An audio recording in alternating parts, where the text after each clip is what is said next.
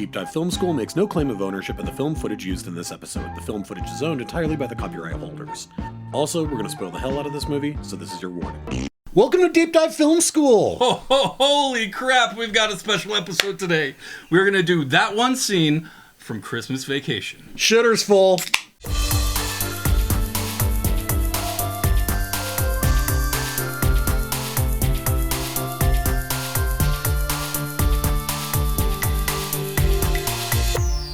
Alright everybody, I am Adam Sherlock. And I'm Adam Palcher. And if you like what you see/hear, please like and subscribe. You can find us on all the spaces and places where people find good media. That is right, they certainly can. And even on Christmas. Even on Christmas. It's a Christmas miracle. We're going to try and get this thing out, in the next 24 hours, I suppose. We'll see what we can do. We're cutting it a little close. But, we just talked about, what can we actually put out there that'd be a good sort of, holiday-themed episode. Yes. We don't do a lot of these. I guess, 2 years ago we did Home Alone 3 as a punishment review. There's a couple of good Christmas movies out there, but for the most part, it's they're usually pretty hit or miss. Yeah, for sure. There's some good ones for sure, and ones that are kind of every annual tradition kind of stuff. Completely. This is definitely one of those. Yes, it certainly is. And I'm very excited. And I was the one who kind of chose this scene because I had rewatched it recently and was like, man, there's so much going on in this scene. And will you say which scene is this? Oh, and I'm sorry, yeah, the scene is the Christmas dinner. Yes. In Christmas Vacation. So yes. There's a lot of scenes like all of these movies that we do these about that we could have chosen, but I think this one kind of culminates everything. Yeah. Because this movie is on I don't know, planes, trains, and automobiles level of worst days ever kind of stuff. Yeah, for sure. You know how things just keep compounding on itself and it gets worse and worse, and you're like, no, there's no way it could get worse than this. Well, and what's interesting too is that there's only a couple. Unlike the other National Lampoon's Vacation movies, where most of the bad things that happen in the other vacation movies is Clark Griswold's fault. Yes. Here, they're traveling. Here, they're not actually traveling. They're at home, and it's mainly other people's faults. Yeah. I think the only two big things that are Clark's fault here is, one, he already put the down payment on the pool, so he's super stressed about money and thinks he's not going to get his bonus, right? Yep. So that's what's got him on edge. And then the second thing is that fucking Christmas tree that he decides to get from, all of the debacle with the Christmas tree is his fault. But other than that, most of the other things that happen are other people's being assholes to him. Interesting. I hadn't really thought of that because this does feel different than every other vacation movie, whether it's European Vacation, the original Vacation, even Vegas Vacation or whatever. I don't know if I've seen that. I don't think I have. If I have, it's been a long time. But there's so many shenanigans that go on. He's hanging lights from every square inch of the house. He's hassling the neighbors. Yes. He's chopping down trees, getting stuck in the attic, all that stuff. And finally, Christmas Eve, we get a family Christmas dinner with everyone. Real special moment, right? Well, and the other nice part that does very much, that I was reminded of, that this movie really hinges on, is also Clark Griswold's sentimentality, which is obviously at the heart of the original Vacation, right? He wants to go on a vacation. He means well. He means well, right? He's like, well, this is about family. This is about tradition. Yeah. And what could be more of this traditional sort of family hopeless romantic than a good Christmas dinner. It is worth noting this is 1989. This is probably the last vestige of good Chevy Chase. I think right around this time is when he did the Chevy Chase show, and the wheels fell off the bus until he was temporarily revived for Community before he also ruined that by being himself. So that's worth noting. This is sort of the end of that, of the 80s. He's definitely someone I remember seeing in a lot of stuff I love throughout my childhood. And he can be so deeply funny. He's a hilarious guy for sure. And I agree, this is probably one of his last great things outside of Community, probably. But he does, for the most part, really try and stay positive. And I think this scene, there's so much going on, right? And shit just keeps building up. You got the grandparents who hate him. or you know, the in-laws that Yes. don't like him, that they're drunk the whole time. You got Aunt Bethany, who thinks his house is on fire, and she's the gem of this. May of this Kestel, the voice of Betty Boop, of course. That is who she is. No. Clark, is your house on fire? When did Is you... Rusty still in the Navy? Yeah, when did you move to Florida, Clark? Yeah, I didn't know that was Betty That's Boop. Betty Boop. Amazing. That's Betty Boop. And then, of course, you also have William Hickey with his incredible, terrifying voice. You remember as the mad scientist from Nightmare Before Christmas, just, you know, who's like, say grace. The blessing. It's so creepy. Yeah, it's what a weird parody. Terrifying And then, of guy. course, the crown jewel cousin Eddie. Oh, yeah. Who is a highlight of this movie for sure. Oh, yeah. Randy Quaid needs to do more. I don't know why he stopped doing comedy or movies. Well, in general. because he's out there, man. Is he a wacko? Oh my God! Do He's so you good. not know any of the Randy Quaid stuff? I guess not. He's like full QAnon. Fox News daytime ratings have completely collapsed. Weekend daytime, even worse. Very sad to watch this happen. But they forgot the word.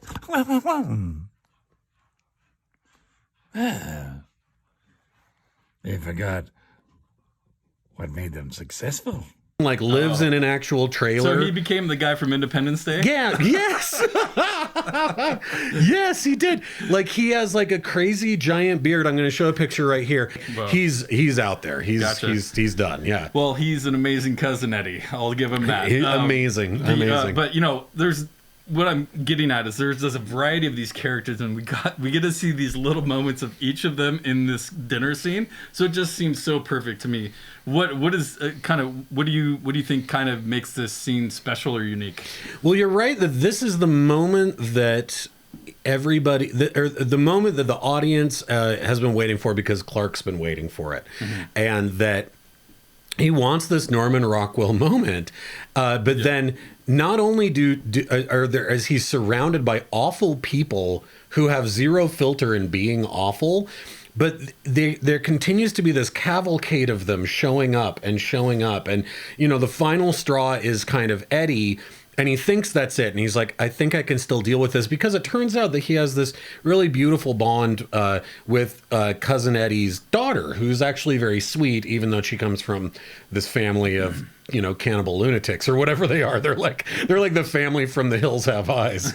Yeah, basically. You know, but that she's really sweet. And so he's, you know, Clark's like, well, I can give this to those kids too. And then the old as dirt aunt and uncle show up, and she's boxed up her cat. Yeah. Another amazing physical gag from Chevy Chase in there. He's just shaking it around, just brilliant.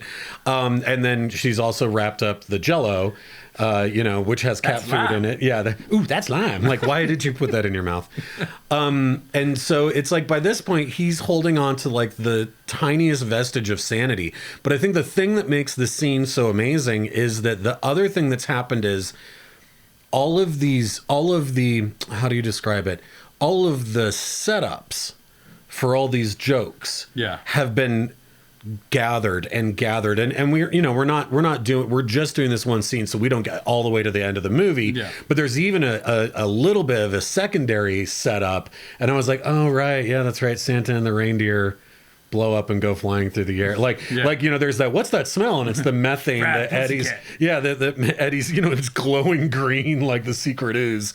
But you know, and I was like, oh yeah, this movie has so many of these great setups that then have payoffs, but this dinner sequence is so many of them. There's the cat, there's the Christmas tree that's way too big for the house. There's also the lights in the tree. Aunt Bethany singing the Pledge of Allegiance instead. Where at the end she sings the national anthem. Exactly. Well, and Eddie stands up for the Pledge of Allegiance, so which is also amazing. Head over heart, but and everyone plays it off, right? They don't say anything. I have to say the other thing that happens here that is like, you know, there's lots of like have you ever made a list of like the top 10 grossest special effects in a movie? This would probably not make many other people's lists, but from the very first time I saw this in 1989, the turkey has been burned into my brain. I think it's why I went vegetarian originally. It is the most disgusting. Just the way it cracks open, it looks like something from like an H.G. Giger drawing. I wrote down it's what the gremlins come out of. Oh my God! Yes, right? That's what it looks like. And then Clark's line, "Oh, there's the heart. Here's the heart. That is the Save most the neck for me, Clark." Foul. That is just. Well, just so you know, turkeys don't really look like that. I know, but oof, boy, that is like, and then just the crunching, and there's no. Okay, yeah, and that's what that's just that Foley. Yeah, talk about it. Well, I don't know. There's a lot going on here. Like, just the way Clark wants to make a speech. He's happy that everyone's here. Gives Catherine the compliment, and then there's like this steam. It's like smoke. Smoke comes out of the turkey. But the use of sound effects in this scene are masterful. I mean, like, no one says much as they pretend to kind of shovel this nasty turkey. And the camera is just panning. Yeah, and it's just panning across, right? Yeah. And no one's really like actually it's everyone's quiet because they're eating, right? But it's like this crunching in the plates and the forks, and then you got everyone's conversation, and then the kids are doing something. God. But it's just like, and watching people like Beverly D'Angelo's eyes. Her eyes are underrated. She's so funny always in all of these movies. She's an unsung hero of the vacation. Also, back movies. in the day, can I just say hot, she could get it? Oh yeah, my God. But her big beautiful eyes, and she like puts it up to her mouth and like throws it away, and then it's like and licks her lips. And Clark's just wrestling with it. Well, yeah, people are drowning it in gravy and just like all this stuff. But the sounds there's just so much stuff going on, and then that's followed up by the dog. Yeah. I think he got into the garbage. Well, and I was gonna say too, the other thing that's amazing in that sequence with the turkey, just yakking on a bone. I got it up.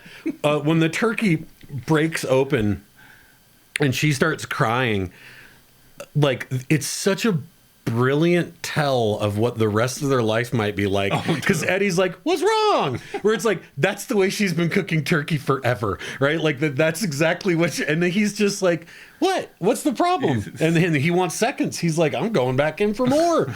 And to him, like, that's a totally normal totally normal turkey. Can we I want to just get to it now. Yes. And then there's lots more to talk about.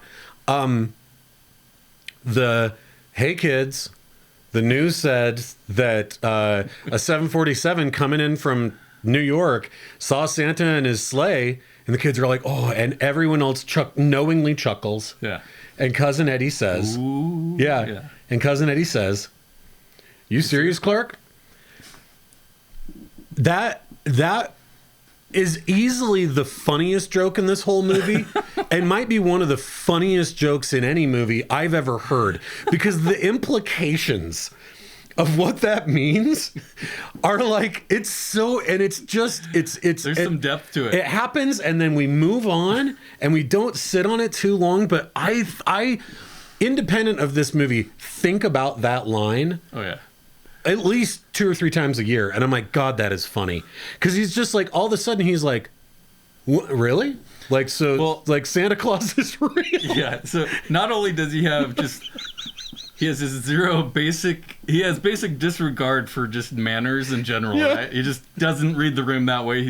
He reminds me of David Sedaris' brother a little bit, right? Yeah, the rooster. He's the rooster. He's that guy. He is the rooster. It's perfect. And so you add that on top of him being extremely stupid as well. Yeah, it's just like, mwah, beautiful. And then it's just like the idea that if that, let's assume for a second it was true, that a 747 saw Santa on his sleigh in the sky, that Clark would wait that long into dinner to mention it, and then he would mention it to the kids, and then Eddie's sitting there like, are you fucking really? You heard that? That's big news, right? Like, it is the funniest joke to me. And I guess if we're looking again at what Randy Quaid turned into, he kind of turned into Cousin Eddie a little. Yeah, he kind of did. He's like, you serious, Clark? Anyway, not to belabor the point, but Jesus, that is one of the best jokes. this is a special movie, a hilarious movie, pretty much every time you watch it, but just the continued symphony of hilarious and awful things that keep building up is amazing. Cat gets electrocuted, and then Eddie wants to save the chair. Get my stogie. Yeah. And then he burns down the tree, and Clark is in distress. Yeah. We'll say that, which I understand. So great movie, great scene. I think where I ended the clip for myself was him getting his bonus check and finding out it's for a Jelly of the Month club. Yeah. And everyone is devastated. And then Randy Quaid gets in one last zinger when he says, that's the gift that keeps on giving, Clark. All year. So many good lines. Great movie. I hope everyone has a happy holidays. Yes. Thank you very much for listening. Like and subscribe. Next week, we're going to continue our Almodovar Festival. We're going to get into The Skin I Live In. So hang out with us Another for that. little left turn there. That's what it's all about. It's fun stuff. Never a dull moment. Nope. All right. Thanks, everyone. Happy Bye, you holidays. guys.